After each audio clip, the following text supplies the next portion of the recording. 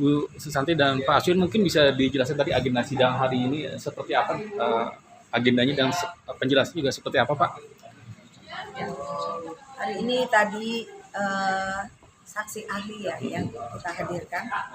Beliau saksi ahli dari Universitas Nasional Hukum Pidana. Jadi tadi mengenai pasal 76A, yaitu tentang diskriminasi anak. Memang pasal ini sangat membingungkan kalau menurut saya ya. Nah, ini harus diuji nanti di MK tentang pasal ini. Jadi tentang diskriminasi anak kan ditanya seperti apa. Jadi dia bilang adanya pembedaan antara misalnya ada anak dua, yang anak yang satu diberi lebih daripada yang satunya. Jadi ada perbedaan, intinya perbedaan. Jadi perbedaan dengan status sosial juga. Nah, memang untuk hal ini tadi sangat menarik ya di dalam persidangan tadi. Jadi banyak yang ditanya apa mengenai fungsi diskriminasi anak ini. Dan bagaimana orang bisa menjadi terpidana, tersangka atas kasus ini. Nah, itu kan harus ada diuji dulu, masuk nggak unsurnya. Makanya kenapa perkara ini berlarut-larut sampai 2 tahun tidak naik-naik. Ya, penyidik juga saya tidak mengerti kenapa ini nggak naik. Saya tanya juga di kejaksaan juga nggak bisa naik. Jadi kita istilahnya dibola-bola lah, dari kesini harus balik lagi ke jaksa begini. Nah, memang satu-satunya jalan kami harus melakukan upaya hukum, yaitu pra-peradilan. Nah, nanti pra-peradilan ini hakim yang bisa memutuskan ini, apakah perkara ini bisa lanjut atau tidak. Itu. Jadi ya pengujiannya ini nanti ada hakim yang akan memutuskan. Jadi agenda pada hari ini yaitu satu, menyerahkan bukti-bukti. Dari pihak pemohon kita sudah ada menyerahkan juga bukti-bukti yang cukup banyak. Kita ambil 10, kemudian dari pihak termohon saya lihat tadi hanya bukti 7, tapi yang lain-lainnya hanya berupa lampiran. Nah, dari pemohon pun juga menghadirkan sekaligus memberikan alat bukti surat ya, juga menghadirkan saksi ahli. Tapi dari pihak termohon yang tadinya ingin menghadirkan juga 2 saksi, ternyata hari ini tidak hadir persidangannya. Tapi dilanjutkan akhirnya oleh hakim tunggal, kita mendengarkan yaitu saksi ahli dari pemohon. Ya, alhamdulillah saksi pemohon bisa memberikan penjelasan-penjelasan, pendapat-pendapat yang cukup objektif ketika ditanya oleh lawyernya atau kuasa hukum dari pemohon dan juga dari pihak pemohon, kemudian dari hakim tunggal pun juga bagus. Ahli yang dihadirkan oleh pemohon bisa memberikan penjelasan yang secara objektif. Tadi kan juga di dalam persidangan tadi dijelaskan tentang masalah perwalian, susah untuk ketika wali yang sah untuk ketemu anak juga susah, terus ketika untuk memberikan makan juga susah untuk kepada anak tersebut. Nah, ini sebenarnya melihat hal ini permasalahannya begitu kompleks dan begitu rumit ini sendiri seperti apa dan apa langkah yang akan dilakukan ke depannya? Ya, justru menurut pendapat kami ya, adanya penghalang-halangan terhadap wali yang sah, justru itu yang menghalang-halangi, itu yang tidak mempunyai legal standing. Justru kalau menurut pasal diskriminasi anak, justru yang menghalang-halangi itulah yang harusnya melanggar kena pasal diskriminasi anak. Kalau menurut analisa kami, mungkin bisa ditanyakan oleh pakar-pakar hukum lainnya, apakah diskriminasi anak ini seperti apa? Apakah wali yang sah, yang berhak untuk mengurus anak, tiba-tiba dia datang untuk mengurus anak, dihalang-halangi oleh pembantu rumah tangga dan orang yang tidak mempunyai hak perwalian ini. Nah, ketika ibu ini memberi makan, nah itu memberi makan kan memang wajib dia harus memberi makan, memberi perhatian. Nah ini yang saya herannya, kenapa ini yang menjadi tersangka atas diskriminasi anak. Nah ini mungkin Anda bisa pertanyakan kepada kepolisian, bagaimana Anda menganalisa seseorang menjadi tersangka seperti ini, itu aja. Berarti ada upaya untuk menghalang-halangi untuk bisa dekat dengan anak tersebut, Ibu, dan itu sejauh ini melanggar hukum terhadap apa yang telah perwalian yang sah tersebut ya. Ya seharusnya orang yang menghalang-halangi itulah yang diskriminasi. Iya.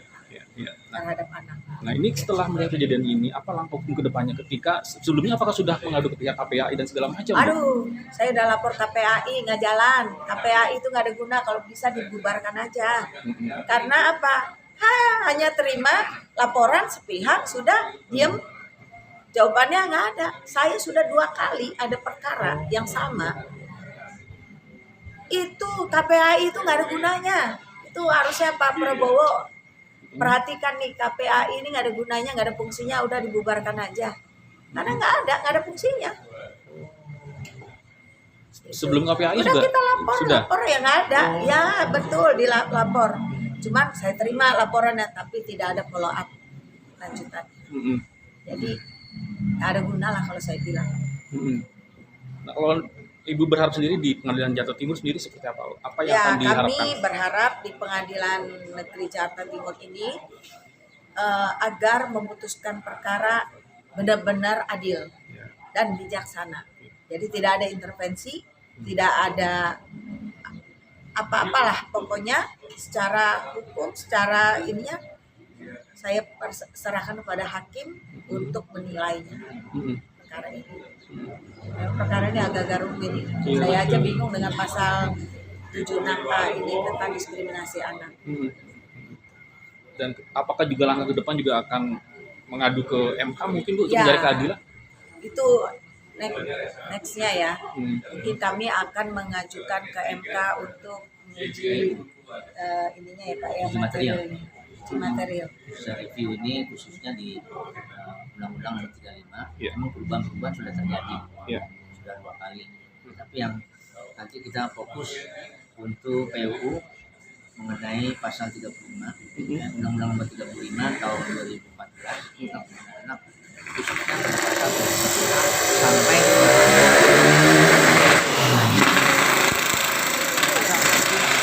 nanti akan menggali apakah ini regulasi ini supaya dikuatkan atau justru malah ini supaya direvisi, dirubah.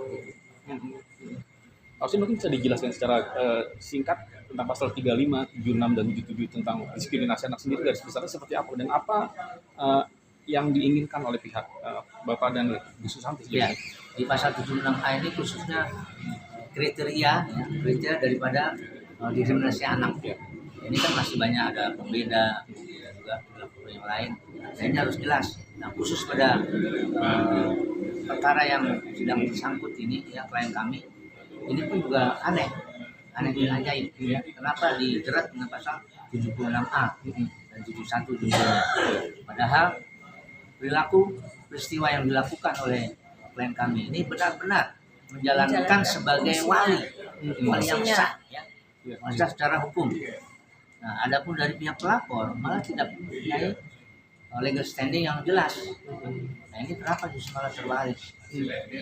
Kami juga nanti akan meminta juga pendapat juga dari pihak pemerintah, dari DPR juga, agar pasal tersebut ini benar-benar harus diuji kembali. Uji materi.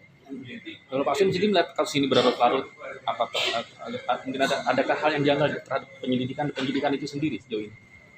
Kalau saya melihatnya kejanggalan itu sebenarnya tidak ada, hanya pengaruh-pengaruh dari luar. Kebetulan di sini pelapor ini adalah keluarga dari APH. APH maksudnya aparat penegak hukum, ya. Iya betul. Nah begitu juga sehingga dari pihak kepolisian ini sampai sekarang juga mengalami kesulitan. Karena apa? Faktanya yang terjadi justru terbalik. Karena ini jangan sampai jeruk makan jeruk istilahnya. Iya. Ya. Tapi yang jelas harusnya penyidik itu objektif, jangan sifatnya subjektif. Nah, Siapapun pelapornya, kalau yang benar, alat buktinya juga bagus, diterima. Tapi kalau memang ini obskur ya, artinya tidak jelas, harusnya ditolak. Atau lebih paling bagus lagi, penyidik melakukan investigasi ketiga, yaitu penghentian dari penyidikan. Itu yang paling bagus.